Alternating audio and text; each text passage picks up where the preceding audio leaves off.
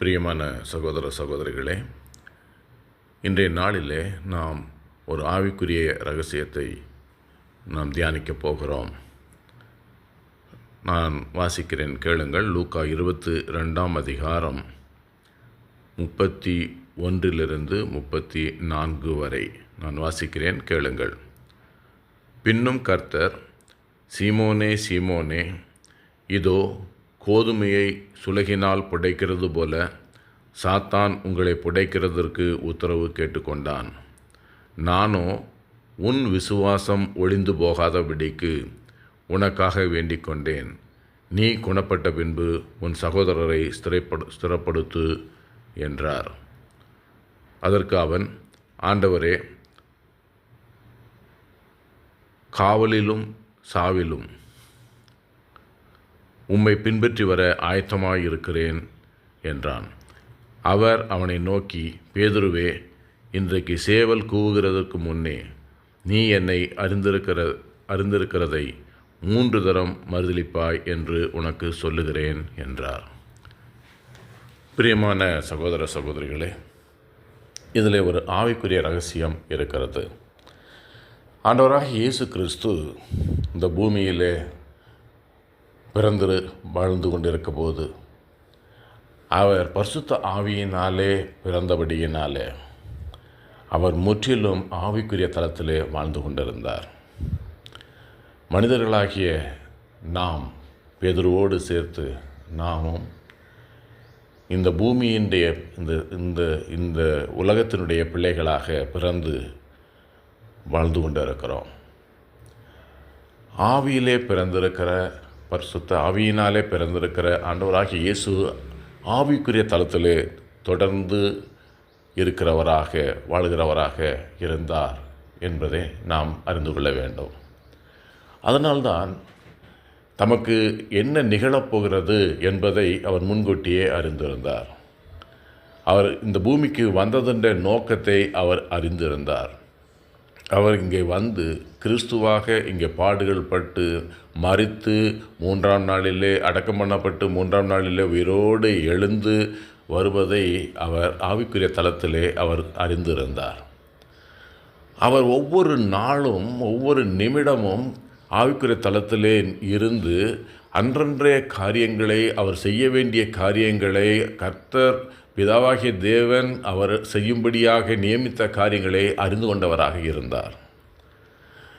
அப்படிப்பட்ட நேரத்தில் அவர் தாம் மரிக்க வேண்டிய வேளை வந்துவிட்டது என்று அவர் அறிந்திருந்தபடியினால அவர் விசேஷித்த விதமாக தம்முடைய சீடர்களுக்காக அவர் ஜெபம் பண்ணுகிறார். அப்படி ஜெபிக்கும் பொழுது ஆவிக்குரிய தளத்தில் என்ன நடக்கிறது என்பதை இங்கு நமக்கு இயேசு சுட்டி காட்டுகிறார். 31வது வசனத்தில் கர்த்தர் சொல்லுகிறார், பின்னும் கர்த்தர், சீமோனே சீமோனே, இதோ கோதுமையை சுலகினால் புடைக்கிறது போல சாத்தான் உங்களை புடைக்கிறதற்கு உத்தரவு கேட்டுக்கொண்டான் என்று சொல்லுகிறார். சாத்தான் உத்தரவு கேட்டுக்கொண்டான் என்றால் அது ஆவிக்குரிய தளத்திலே அவன் பிதாவாகிய தேவனிடத்திலே போராடி கொண்டிருக்கிறான். இயேசுவோடு கூட இந்த சீமோன் என்பவன் இருக்கிறான். இந்த சீமோனை நான் கோதுமையை சுலகினால் புடைக்கிறது போல புடைக்கப் போகிறேன் என்று சொல்லுகிறான்.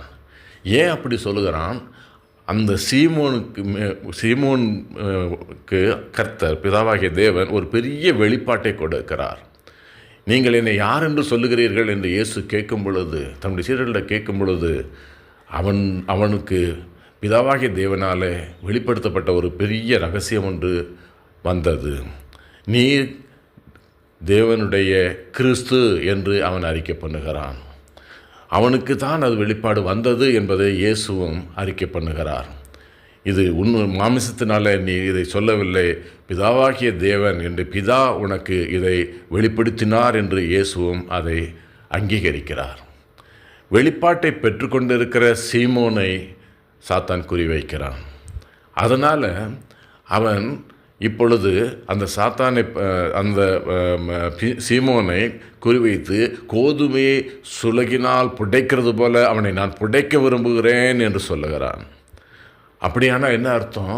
அவனுக்கு கஷ்டத்தை கொடுக்க போகிறேன், அவனை துன்பத்தை கொடுக்க போகிறேன், அவனுக்கு பாடுகளை கொடுக்க போகிறேன், அவனுக்கு பிரச்சனையை கொடுக்க போகிறேன். அவன் இயேசுவே கிறிஸ்து என்று அவன் சொல்லி கொண்டு இருக்க வெளிப்பாடு நீர் கொடுத்தீர் அல்லவா, அது இல்லை என்று அவனை சொல்ல வைக்க நான் இப்பொழுது நான் முழுமையாக இறங்கப் போகிறேன் என்று அவன் உறுதி எடுக்கிறான். கர்த்தரிடத்தில் போராடுகிறான், பிதாவிடத்தில் போராடுகிறான். இயேசு அந்த ஆவிக்குரிய தளத்திற்கு சென்று சீமோன் சார்பாக வாதாடுகிறார். இல்லை, நான் சீமோனுக்கும் சேர்த்து தான் என் இரத்தத்தை சிந்தப் போகிறேன் என்று இயேசு சொல்லுகிறார். சீமோனுக்காகத்தான் நான் அடிக்கப்பட போகிறேன் என்று சொல்லுகிறார். சீமோனுக்காகத்தான் நான் பாடுகளை ஏற்கப் போகிறேன் என்று சொல்லுகிறார். ஆனாலும் அவன் விடுகிறதாக இல்லை. நான் புடைக்கப் போகிறேன். அட்லீஸ்ட் ஒரு 3 தடவையாவது அவன் இயேசுவை மறுதலிக்க வைக்கிறேன் என்று சொல்லுகிறான். பிதா இப்பொழுது என்ன நடக்கிறது என்பதை அறிய ஆவலாயிருக்கிறார். ஏனென்றால் இயேசுடைய இரத்தம் இன்னும் சிந்தப்படவில்லை. அதனால்தான் இயேசு அதன் பிறகு அவன் சொல்லுகிற அந்த 3 காரியத்தில் 3 தடவை அவனை மறுதலிக்க வைக்கிறேன் என்று சொன்ன காரியத்தை குறித்து இயேசு பார்க்கிறார், ஆவிக்குரிய தளத்திலே பார்க்கிறார். சேவல் 2 முறை கூவதற்கு முன்னே 3 தரம் அவன் மறுதலிக்கிறதை கர்த்தர் காண்கிறார். அதை சீமோனுக்கு வெளிப்படுத்தி கொடுக்கிறார். சீமோனே, உனக்கு எதிராக சாத்தான் இப்படி சொல்லியிருக்கிறான், நீ கவனமாக இரு என்று அவனுக்கு வெளிப்படுத்தி கொடுக்கிறான். ஆனால் சீமோன் என்ன சொல்கிறான்? இல்லை, நான் சாவிலும் காவலிலும் நான் உம்மை விட்டு பிரிய மாட்டேன் என்று அவன் வைராக்கியமாக பேசிக்கொண்டிருக்கிறான். ஆனால் இந்த உலகத்தில் வாழுகிற ஒவ்வொருவரும் இந்த மாதிரி ஒரு வைராக்கியத்தோடு இருக்க விரும்புகிறவர்கள் தான். ஆனால் சத்துருவான ஆவிக்குரிய தளத்திலே நமக்கு எதிராக போராடி கொண்டிருக்கிறான் என்பதை அறிய வேண்டும்.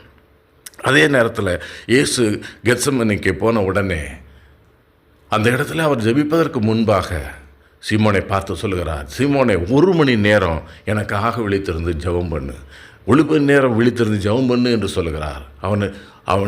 அவனை ஜெபிக்கும்படியாக கேட்டுக்கொண்டது எதற்காக என்றால், கல்வாரிக்கு இயேசு போவதை தடுத்து நிறுத்துவதற்காக அல்ல, இயேசுவை காப்பாற்றுவதற்காக அல்ல, இயேசுவை எந்த பிரச்சனையும் இல்லாமல் பாதுகாப்பதற்காக அல்ல, சீமோன் புடைக்கப்படும் அந்த காரியத்தில் தப்பிப்போவதற்காக சீமோனை ஜெபிக்கும்படியாக கர்த்தர் அழைக்கிறார். 1 மணி நேரம் நீ ஜெபம் பண்ணு, உன்னை கோதுமையை சுலகினால் புடைக்கிறது போல புடைக்கிறதற்கு அவன் உத்தரவு கேட்டிருக்கிறான். நான் இப்பொழுது என்னை புடைப்பதற்கு அவன் உத்தரவு வாங்கியிருக்கிறான். ஏற்கனவே வேதத்தின் அடிப்படையில் என்னை அவன் துன்புறுத்துவதற்கு, என்னை அடிப்பதற்கு, நொறுக்குவதற்கு, என்னை ஏளனம் செய்வதற்கு, என்னை கொலை செய்வதற்கு அவன் உத்தரவு பெற்று கொண்டிருக்கிறான். அதே வேளையில் உன்னை புடைப்பதற்கு அவன் உத்தரவு கேட்டிருக்கிறான். நீ ஜெபம் பண்ணு என்று கர்த்தர் சொல்லுகிறார். அவன் ஜெபிக்கவில்லை, அவன் தூங்கிக் கொண்டிருந்தான். எனவே அடுத்து நடந்த நிகழ்ச்சிகளை எல்லாரும் அறிவோம். அவன் 2 முறை சேவல் கூவுவதற்கு முன்னே 3 முறை இயேசுவை மறுதலித்தான் என்று பார்க்கிறோம். எனவே பிரியமானவர்களே, நாம் எல்லோரும் ஆவியினாலே மறுபடியும் பிறந்தவர்களாக இருக்கிறோம். இயேசுவே கிறிஸ்து என்று ஏற்றுக்கொண்டவர்களாக இருக்கிறோம். இயேசுவே கிறிஸ்து என்று அறிக்கை பண்ணுகிறவர்களாக இருக்கிறோம். உலகத்திற்கு எடுத்து சொல்லுகிறவர்களாக இருக்கிறோம். இயேசுடைய சீடராக மாறி இருக்கிறோம். நமக்கு எதிராக சாத்தான் ஆவிக்குரிய தளத்திலே போராடி கொண்டு இருக்கிறான்.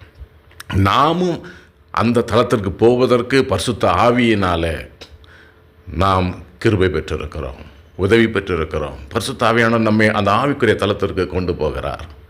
இயேசு எப்படி அந்த ஆவிக்குரிய தளத்திலே போய் பிதாவாகிய தேவனிடத்தில் சீமோனுக்காக மன்றாடினாரோ, அதே போல் நாமும் அந்த ஆவிக்குரிய தளத்திற்கு போய் பிதாவாகிய தேவனிடத்திலே நமக்காகவும், நம்முடைய குடும்பங்களுக்காகவும், நம்முடைய சொந்தங்களுக்காகவும், நம்முடைய நண்பர்களுக்காகவும் சத்துருவானவன் பிதாவினிடத்திலே வைக்கிற ஒவ்வொரு சேலஞ்சுக்கும், ஒவ்வொரு பிரச்சனைகளுக்கும் நாம் எதிர்த்து போராட வேண்டிய நபர்களாக இருக்கிறோம். எனவே பிரியமானவர்களே, ஆவிக்குரிய தளத்தில் பிரவேசிப்போம், ஆவியிலே நிரம்பி ஜெபிப்போம். ஆவியிலே நிரம்பி ஜெபிக்கும் பொழுது சத்துருவானவன் நமக்கு எதிராக தனிப்பட்ட முறையில் நமக்கு எதிராக, நம்முடைய குடும்பத்துக்கு எதிராக, குடும்ப உறுப்பினர்கள் ஒவ்வொருவருக்கு எதிராகவும், நம்முடைய நண்பர்களுக்கு எதிராகவும், நம்முடைய சொந்தங்களுக்கு எதிராகவும், நம்முடைய சுற்றங்களுக்கு எதிராகவும் சத்துருவானவன் ஆவிக்குரிய தளத்தில் போடுகிற அத்தனை திட்டங்களும், அத்தனை போராட்டங்கள் கொண்டு வருகிற அத்தனை போராட்டங்களும், அவ்வளோ பாடுகளும் நொறுக்கப்படும்படியாக கர்த்தர் அதற்கு அனுமதி கொடுக்காதபடிக்கு நாம் கர்த்தருடைய சமூகத்தில், பிதாவாகிய தேவனுடைய சமூகத்தில் போராட அழைக்கப்பட்டிருக்கிறோம். அப்படி விழித்திருந்து போராடுவோமானால் நிச்சயமாய் ஜெயம் பெறுவோம். கர்த்தர் நமக்கு உதவி செய்வார். எனக்கு பிரியமானவர்களே, ஆவியிலே நிரம்பி ஜெபிப்போம், ஜெயம் பெற்றுக்கொள்வோம். ஆமென்.